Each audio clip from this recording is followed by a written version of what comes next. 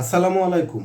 একটা জেতা ম্যাচ কিভাবে হারা যায় সেটার উৎকৃষ্ট উদাহরণ এর আগেও বাংলাদেশ ছিল, এবার হয়েছে রংপুর রাইডার্স। এত সহজ ইজি একটা জেতা ম্যাচ যে হারা যায়, এই খেলা যারা দেখেনি তারা এটা বুঝতেই পারবে না। হারলো কিভাবে রংপুর রাইডার্স, হারলো কিভাবে, সেইটাই একটা বড় ঐতিহাসিক প্রশ্ন।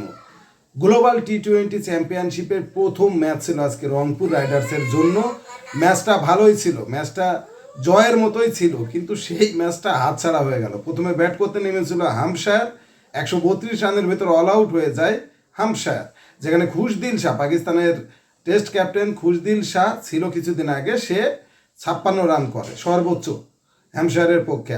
আর রংপুরের পক্ষে চ্যাপেল 4 ওভারে 23 রান দিয়ে 5টা উইকেট নেয়। এরপর 133 রানের টার্গেট, 120 বলে 133 রানের টার্গেট এত বেশি কঠিন কিছু না যদি শুরুটা হয় উড়ন্ত।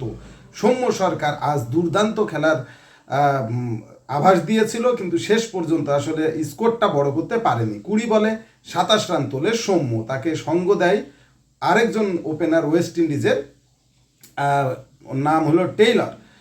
12 বলে করেছে 20 রান। দুজনে মিলে মোটামুটি একটা সুন্দর ওপেনিং পার্টনারশিপ। 4 ওভার 2 বলে 46 রান তুলে ফেলে রংপুর প্রথম উইকেট যখন পড়ে। তার মানে অলরেডি তখন আরও 16 ওভার বাকি, যেখানে 100-র নিচে রান দরকার। সেই জায়গা থেকে আসলে যা করলো রংপুর ভাবা যায় না। খুশদিল পাকিস্তানি রিক্রুট, সে শেষের দিকে ফাইট করে এবং তার সাথে ক্যাপ্টেন নুরুল। খুশদিল করে 25 আর নুরুল করে 23 বলে 24। এই দুইটা রানের উপর ভর করেই রংপুর আগাচ্ছিল, কিন্তু তারা যখন আউট হয় খেই হারিয়ে ফেললো হঠাৎ করে রংপুর। শেষের দিকে গিয়ে চিন্তা করো তোমরা, 18 বলে 12 রান দরকার, 18 বলে 12 রান, হাতে 5টা উইকেট। এই ম্যাচ কিভাবে হারে? এই ম্যাচ এখনকার টি-20 যে ম্যাচ, এই সব ম্যাচে এই রান, এই বল, মানে 3 ওভারে 12 রান, 3-4-এ 12, 4 করে রান রেট, হাতে 5টা উইকেট, সেই ম্যাচ হারলো। তার থেকেও আশ্চর্যজনক ব্যাপার, রংপুরের যখন একেবারে শেষের দিকের ব্যাটসম্যান, মানে 10-11 নম্বরের ব্যাটসম্যান হলো রিশাদ, আমরা জানি সেও ভালো ব্যাট চালাতে পারে, তার পাশাপাশি সাইফুদ্দিন, সে তো একটা অলরাউন্ডারই। যাই হোক, শেষ পর্যন্ত 1 বলে দরকার ছিল 3 রান, সেখান থেকে রংপুর 2 রান নেয়। খেলায় নতুন টুইস্ট চলে আসে, ম্যাচ তখন টাই হয়ে যায়, অর্থাৎ সুপার ওভারে গড়ায়। সুপার ওভারে রংপুর প্রথমে ব্যাট করতে নেমে খুশদিলের 1 ছক্কায় মোট 12 রান করতে পারে, অর্থাৎ হামশায়ারের টার্গেট থাকে 13।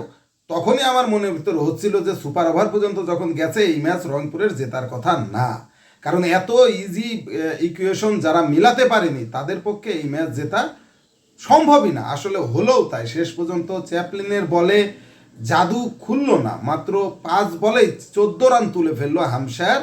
অর্থাৎ ক্যারিবিয়ান দ্বীপে গ্লোবাল টি-20 সিরিজের প্রথম ম্যাচটা রংপুর পরাজয় দিয়ে শুরু করলো, যেটা আসলে জেতা যেত, মানে ভাবাই যায় না। এবং আফিফ যেভাবে একজন অভিজ্ঞ প্লেয়ার, সে কিভাবে জাতীয় দলে খেলবে, এসে নিয়ে প্রথম বল দেখা দেখি নেই, আন্দাজে মারতে গেল এবং এলবিডব্লিউ হয়ে আউট হয়ে গেল।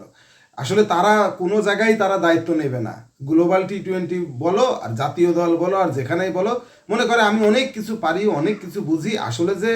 আসলে যে ধৈর্য ধরার দরকার বা সিচুয়েশন বুঝে খেলা, মেন হলো সিচুয়েশন বুঝে খেলা, সেই জায়গায় ধারের কাছেও বাংলাদেশের কোনো প্লেয়ার নেই। তারা কেন জানি না এত অস্থির, গিয়ে নিয়েই তাদের ক্রিয়েটিভিটি দেখাতে যাবে, আউট হয়ে যাবে। আফিফ যদি প্রথমের দিকে ধৈর্য ধরে খেলতো, একটু সময় দিত, আমার মনে হয় এরকমটা হতো না। তবে রংপুরের পরবর্তী ম্যাচগুলোতে আরও দায়িত্ব নিয়ে খেলতে হবে, তা না হলে কিন্তু কপালে শনি আছে। রংপুরের খেলা কেমন লেগেছে কমেন্টসে জানাও। স্পোর্টসের সর্বশেষ আপডেট জানতে স্পোর্টস ফিভার চ্যানেল ঠিক সাবস্ক্রাইব করে বেল আইকন বাজিয়ে দাও। ধন্যবাদ।